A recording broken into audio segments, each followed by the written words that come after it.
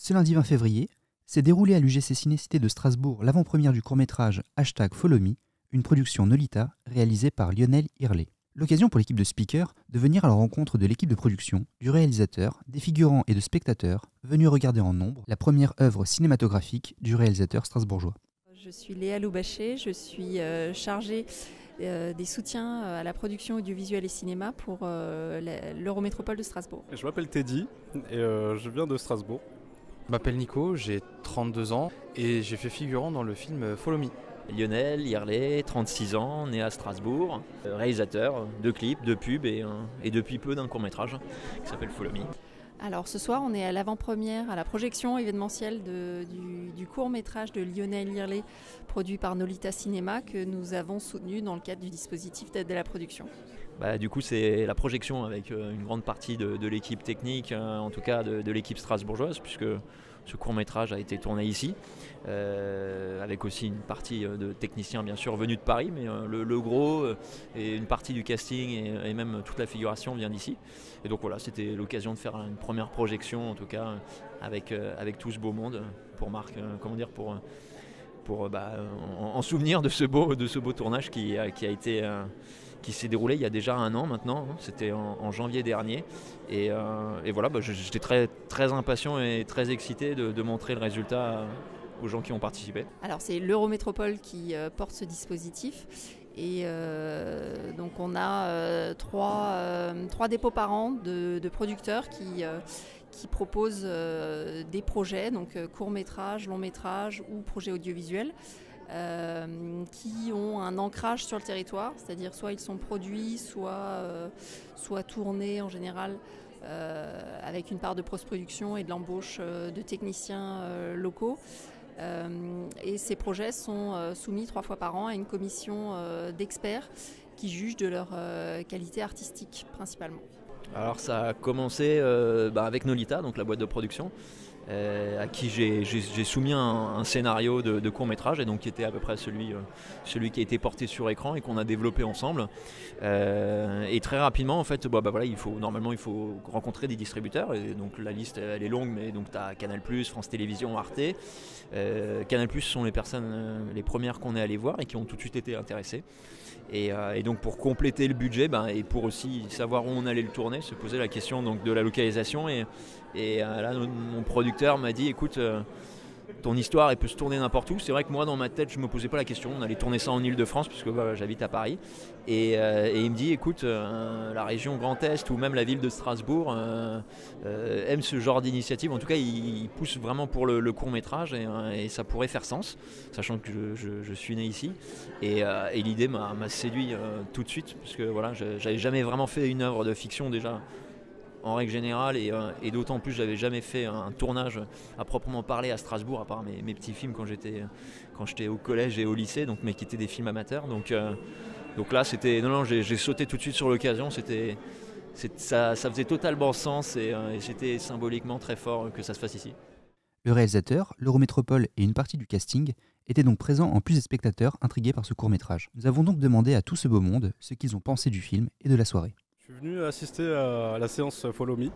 Le réalisateur m'a invité et vu que je passe à l'écran. J'ai été invité en tant que figurant et en fait je voulais voir le résultat final, et Nolita nous a envoyé une invitation et du coup c'était l'occasion pour moi de voir le projet fini. Je joue le rôle d'Ousmane, on voit souvent sur le téléphone quoi. Franchement, c'était vraiment pas mal. Il y avait des angles de vue très intéressants. Faut dire quand même que le Réa, vraiment, il est pas mal. Il est bon. Il rentre vraiment dans un monde si je peux dire, de cybermonde. Un monde virtuel. On retrouve souvent cette connotation dans ses clips. Par exemple, le clip de Booba Variant. C'est lui le Réa, et on peut voir en fait plein de télévisions allumées. Je trouve qu'il est beaucoup connecté à la technologie et ça c'est intéressant. Alors je l'avais déjà vu avant ce soir et le film est toujours aussi prenant et d'une très belle qualité visuelle sur un grand écran. L'ambiance est vraiment prenante et voilà, je ne suis pas la seule à avoir été prise d'après les retours qu'il y a eu dans la salle, et j'étais ravie de rencontrer le réalisateur qui a pu nous exposer son point de vue. Ce que j'ai pensé du film, alors je l'avais déjà vu il y a quelques mois de cela. Et en fait, j'étais un peu dubitatif à au premier visionnage, mais j'ai dû le revoir plusieurs fois pour apprécier et comprendre ce qui se passait en fait.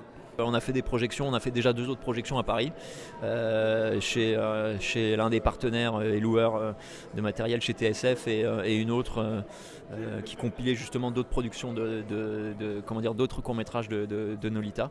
Mais ouais, c'est la première à Strasbourg, qui malheureusement tarde un peu, j'aurais aimé que ce soit plus tôt, mais voilà. C'est l'histoire d'une jeune femme qui traque entre guillemets son copain sur les réseaux.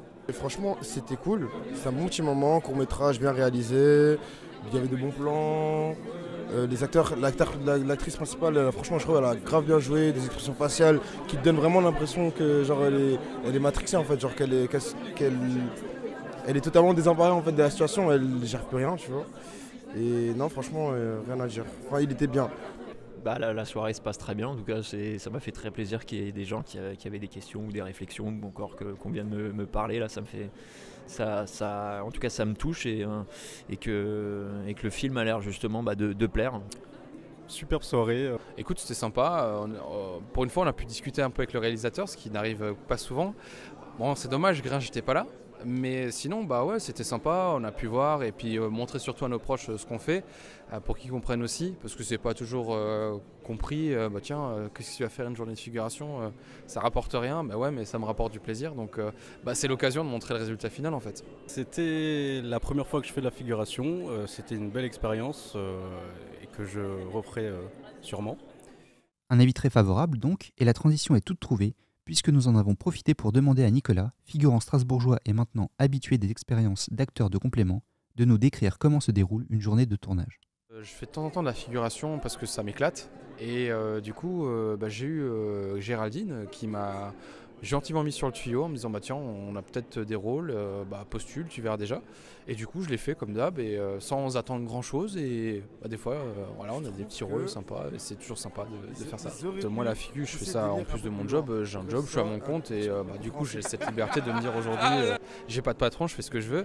Après je fais pas ça pour l'argent, je fais ça pour le plaisir et pour être sur un plateau, pour être sur un tournage. En plus Gringe il est sympa, on a un peu discuté avec lui, on a pu boire un coup avec lui, et ça c'est la partie sympa du truc quoi. On arrive le matin, on te donne les choses à faire, on te donne un petit scénar, on t'en parle, tu signes comme quoi que tu es bien présent, et après on te dit va falloir que tu te mettes dans cette situation, que tu fasses telle et telle action, et tu vas faire genre tu parles à quelqu'un, et finalement tu parles en faisant des bruits de poisson quoi. Tu t'ouvres grand la bouche, tu fais style tu parles, mais tu parles pas vraiment, et donc c'est assez marrant. Et après tu es sur la scène, et le problème c'est que quand tu vois un film après, tu sais le nombre de cadres qu'il a fait, le nombre d'angles qui a été utilisé, et en fait tu regardes plus jamais les films de la même façon.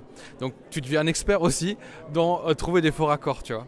Strasbourg est donc bien une ville de cinéma, et elle ne compte pas en rester là. Pour conclure, nous avons questionné le réalisateur sur l'avenir de ce court-métrage et de ses futurs projets.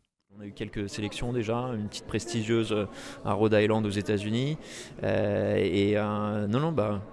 je n'ai hâte que de penser au projet suivant et qui, j'espère, j'aimerais peut-être j'aimerais tourner ici. L'idée, c'est que ce soit un peu le prolongement de ce court-métrage, en tout cas dans les thématiques, si ce n'est pas, on va dire, la suite à proprement parler du court-métrage, mais en tout cas qu'on soit dans le même univers.